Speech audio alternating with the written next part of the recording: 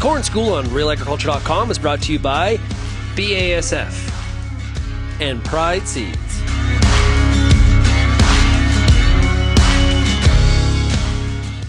Hi, I'm Bernard Tobin. Welcome to the Corn School. Today I am at the Pride Research Farm down in Chatham, Ontario, catching up with Pride's Steph Myslik. Steph, how's it going? Oh, it's going good. Sunny for a change. It's sunny for a change, and it hasn't been sunny, and that's one of the reasons you've got some tough-looking corn here. We're going to talk about that, and the fact that, one of the keys to success is kernel set, right from the tip, right to the butt. But that doesn't always happen, especially when you get poor pollination, like what you have in your hands. Every year we see some. This year is no different than any other year. It's definitely some interesting cases, though, some things I haven't seen previously.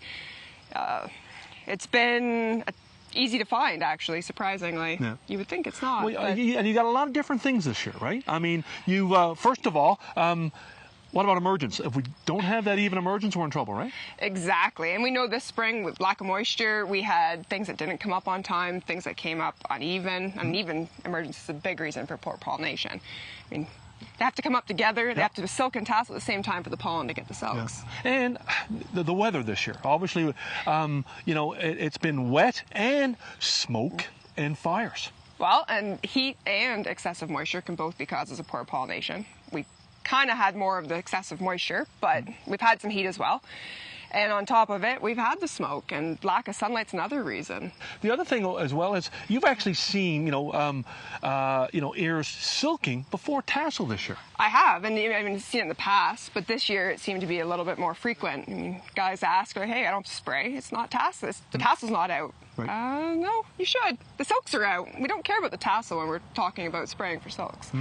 But the bottom line here is, we want that nice, a kernel set, those nice full ears, but we've got big variability in fields this year. It's not the ones that came up all together where you see a lot of issues. It is those ones that were late coming out of the ground and have been behind all the way along. Yeah. Now you've got a couple rows back here, and we're just going to get in here because you've got a lot of different things happening within like 5 to 6 feet. Let's take a walk.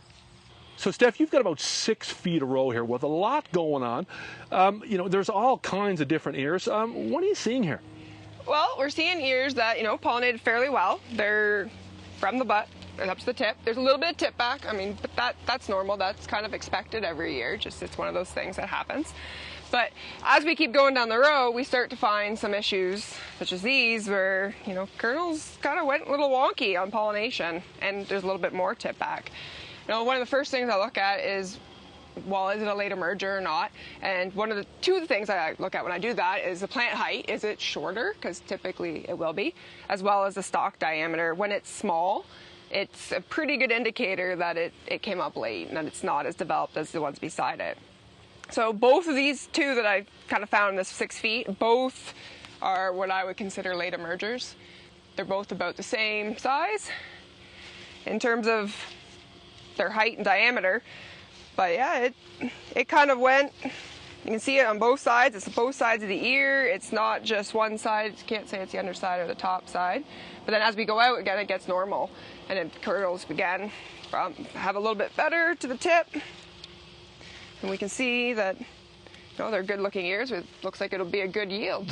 So this setting up for a good yield. This is really a case of uneven emergence, Steph. I mean, we talked about a lot of things we can't control, the weather, but in this case, what can growers do, to keep these things with more even emergence and more consistency? That is the goal, is to have an even emergence. We always talk at picket fence stand corn is always your best yielder, so that you don't rob any yield anywhere. And, we think about planting depth, making sure it's consistent across, taking into account that is the soil fit or conditions right. This spring was really hard. A lot of stuff was put into dry dirt or turned dry after. And again, things we can't control, but we have to do our best to make sure we put it into the best conditions possible to give it the best start. So Steph, final question here. What's the economic yield impact, shall we say, of, not having good kernel set? Well, the numbers say if you lose just one kernel per plant, on 34,000 plants per acre, that you could potentially lose up to 5 to 6 bushels of yield. So we really want to make sure we get kernel set right.